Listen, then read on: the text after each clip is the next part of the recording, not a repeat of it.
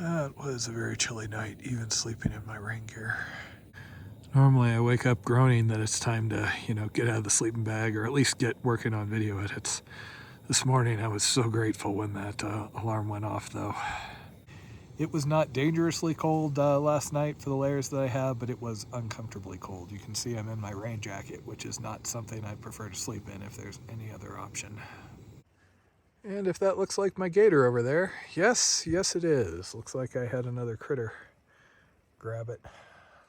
Okay, it is almost warm enough to get going here. I've been in communication with my parents and Jen via InReach. I basically told them that I'm officially done trying to stretch out the cold weather gear, and the priority is to get that, not any sort of like cabin stay, seeing my parents, things like that.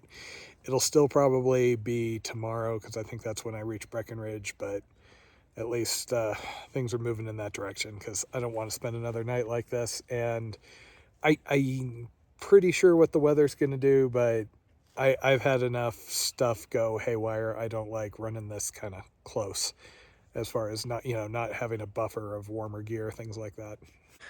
Nice enough campsite, other than I wish it was in a little more sunlight right as I'm packing up here. Last night I just dove into my bag, layered up in my rain gear and everything else, and just tried to stay warm. It was a slightly stressful night. The other problem with trying to have a fire to stay warm is the coldest hours are generally, 3 o'clock on. It's actually not that bad at, 9, 10 o'clock when you'd normally have a fire. Okay, due to the somewhat marginal circumstances here, there are 18 types of complication going on this morning. So my cold weather gear is sitting in Canyon City. My parents were willing to come bring it up as of a couple of days ago, and I was reluctant because I didn't want to burn what was probably their last visit. I was hoping to do that at Twin Lakes because they were excited about a whole cabin thing out there. So I waited, then the weather swept in yesterday, day before, whenever it was. I made the judgment call at Georgetown that it was safe, likely to be unpleasant if I pushed on, and so I pushed on. The idea was 2 nights into Breckenridge, and worst case, parents could come there. Yesterday with the storm, that is a little less of a buffer than I would have preferred. If I had, say, broken ankle up there, that could have been serious. Just because I don't have enough layers to kind of bivvy throughout the night. So, okay, this morning I stopped being stubborn, message Jen, say, okay, new priority, forget the visit, yada yada. Priority is get me my cold gear. What can we do? Now, this has kicked off a whole load of complication because there's now my mom and dad and Jen all in the mix, and they can text me off and on because of the InReach. Now, I do have flat out bailouts out here. I could go down into Keithstone. I'm also going through Montezuma here, which are, remote, but it's not like I'm back here completely stranded or anything, hence why I was willing to make the call I did. So it looks like at the moment, either my parents are going to drive to Montezuma this afternoon, in which case I'm going to walk about 4 miles and sit on my butt all day, hopefully not freezing, or they're going to try and get to one of the trailheads off of Tiger Road, which we're not sure of, or I'm going to do one more night sleeping in my rain jacket and everything, and they'll come to Breckenridge tomorrow. I do dislike this sort of complication and people going to lengths on my behalf, but is what it is. I should have been less stubborn and had them just drive out to Idaho Springs or Georgetown. Part of why I was so reluctant to swap into my warmer sleeping bag and some other things was the last couple of years I have jumped the gun on that. When I was in Canada, I swapped to that and I didn't need it. I regretted not just keeping my 30 degree the entire way. On the CDT, I went through, I don't think I ever swapped into my 30, and so I went through that good chunk in the middle where I was just kicking myself for carrying extra weight. And I think last year I just carried my heavier green bag through the entire thing. Now, last year I was never at Montezuma because the CDT actually cuts left up this canyon. It's this butt kicker steep climb. I ended up camping most of the way up it, and then you get on that ridge about where you're looking. I'm pretty sure that was what I was calling the worst bit of the CDT red line in the entire 3,000 miles. And then you're up on the crest for a while, versus the ADT stays down.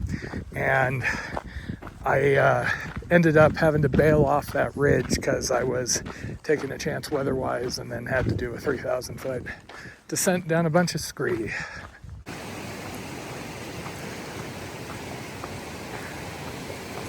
There's a crazy amount of car camping down here. Looks like it's one of those areas that's been so heavily impacted, they've gone to, signed designated sites to prevent people from just setting up everywhere. I've seen a bunch of old fire pits off in places where they've obviously tried to regenerate. I almost walked out of camp in my long johns this morning. That was by far not the worst night I've ever been through outside. I just hate being cold like that, not being able to sleep because of the cold. This is just disheartening though. Feels like it's one thing or another, and I just can't seem to settle in. My right foot's hurting again on that middle toe knuckle. And I can't even seem to get my food down, which is ridiculous this late in the game, but I thought I'd done a pretty good job leaving the last town, and I barely ate anything yesterday.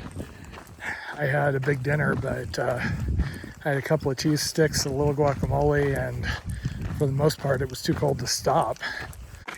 And it matters a little more because since I'm kind of using up my parental visit now, by all accounts, I'm going to have a longer carry going from Breckenridge to Twin Lakes.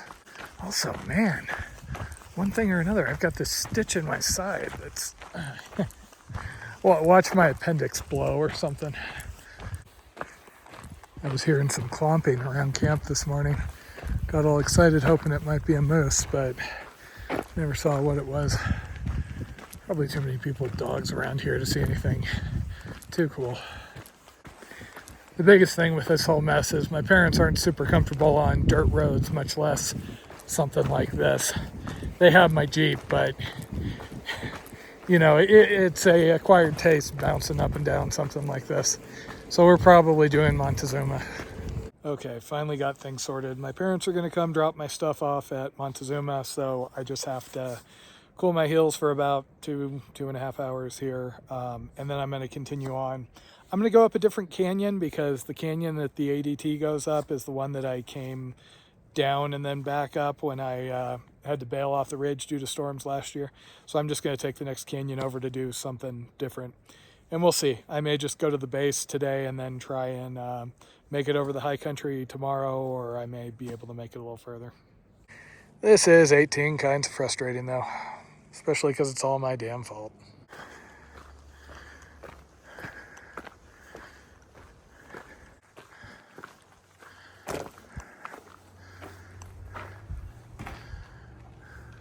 I kind of figure now that I'm pulling the trigger on colder weather gear, we are pretty much guaranteed to have a heat wave for, the remainder. Okay, well, I had dreams of maybe a power plug or a bathroom, but there ain't really anything here. I'm going to walk back out of town on the side my parents are coming because they seem a little touchy about parking here.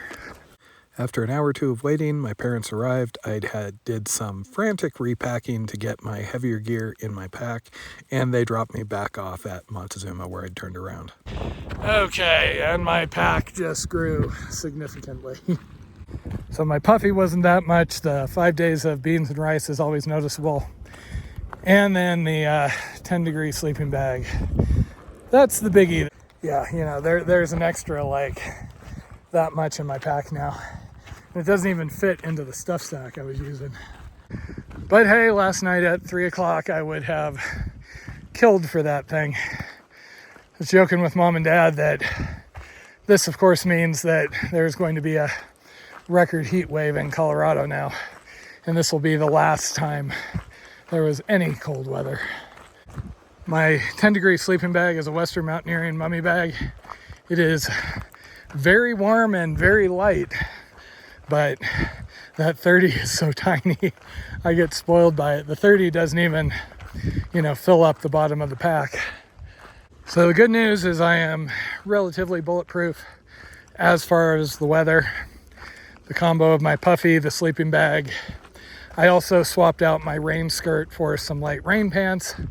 Same thing I did on the CDT because the storms like yesterday are nasty.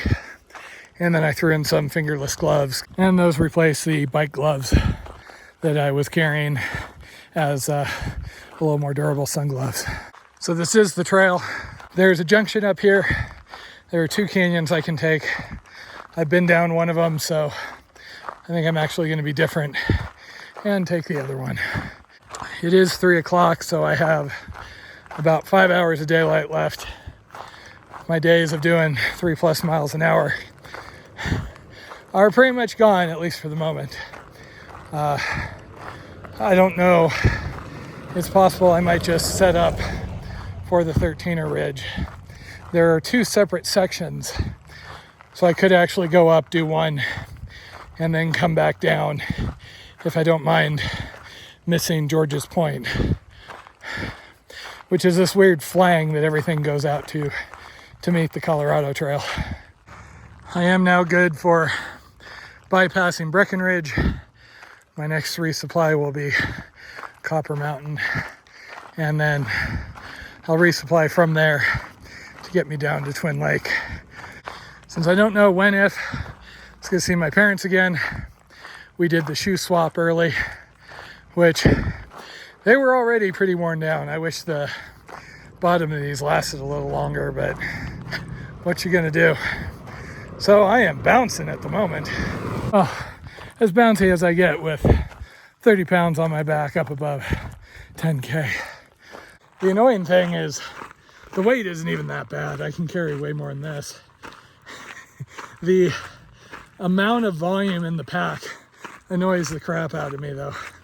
And when you're used to something dialed in, varying it even a couple of pounds, you all of a sudden notice it. That is kind of a cool effect.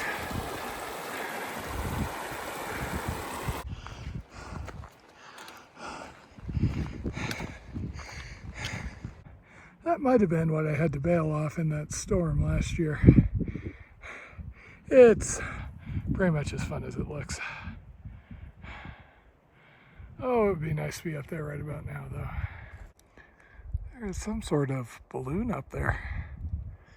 I wonder if it's another one of those Chinese spy balloons.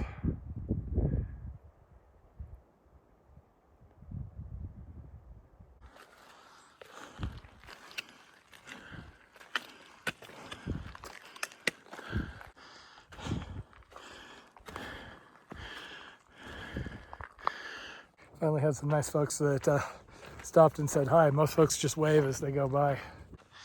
So per them, as of this morning, there's no bad weather predicted. So my options are figure something out on the slope here and go up tomorrow, which is what I was leaning towards. I can go up tomorrow and descend down the canyon that I took last year due to storms. Or I can go up to the top, camp up there somewhere, and then the following day I can do that ridge out to George's that I didn't get to do last year. Honestly, I should be doing the staying down here option, or the going over and dropping down. I should be doing the going over and dropping down. So I've wasted enough time. So I'm up here at 11.6, which is high, but I'm still in the trees. I found enough dirt. I feel good about setting up a tent, so I think I'm going to do the discretion thing. I don't feel good about being up at 12K and exposed, with what the weather's been doing. I can always knock my tent down, just burrito up and bivvy, but that's also sleeping rather high. So if I stay here, if the weather is good tomorrow, I can set up, do that entire long ridge that I was hoping, and then be on to whatever comes next. I probably should be taking the lower shortcut, but we'll see. I'll end up doing that if the weather isn't good tomorrow. I am just frustrated. Feels like I can't get my feet under me and just kind of get back into the groove. Good news is it should be a slightly comfier night tonight. I can get a test out, make sure the gear is working okay, and then I will have a little less to carry up the hill tomorrow. So it's the smart thing to do. I'm just never happy unless I'm pushing hard.